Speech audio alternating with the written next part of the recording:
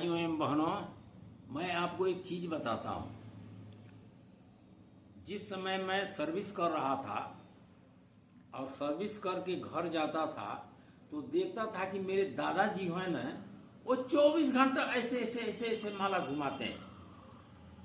सोए सोए बुढ़े हो गए थे, माला घुमाते हैं और उसमें बात करते हैं। तो मेरे से रहा नहीं गया, मैं बोला जी दादाजी आप ये क्या करते हैं ढोंग? बोले क्यों? बोले आप इधर हाथ आपका माला पर चलता है, अब मुख बोलता है किसी दूसरे से। बोले तू नहीं समझेगा, ये मेरी अंतरात्मा जो है ना वो राम राम कह रही है और मुख जो है ना बोलता है। मुझे भाई समझ में नहीं आया। जब 2002 में मेरी वाइफ की मृत्यु हो गई तब मैं अध्यात्म की तरफ अग्रसर हुआ। जब अब अध्यात्म की तरफ आया तो सोचा जो हो दादाजी जो बोलते थे ना सब ठीक बोलते थे दादा। तो एक बात आपको बता दूं, जे कहा गया है कि दुख में सुमिरन सब करे, सुख में करे न कोई।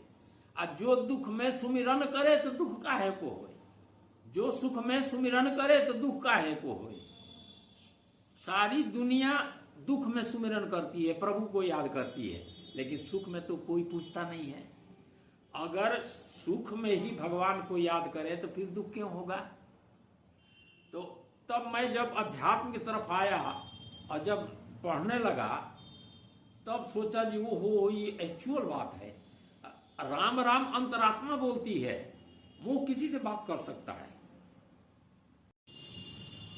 तो जब दादाजी बोले कि मेरी तबीयत खराब है तो हम लोगों में एक प्रथा है कि कोई भी बूढ़ा बुजुर्ग गुजरता है ना, गुजरने के टाइम उसको बनारस लेके जाते हैं और वहाँ मुक्ति भवन में प्राण जाता है ना तो बोलता है जी इनकी मुक्ति हो गई।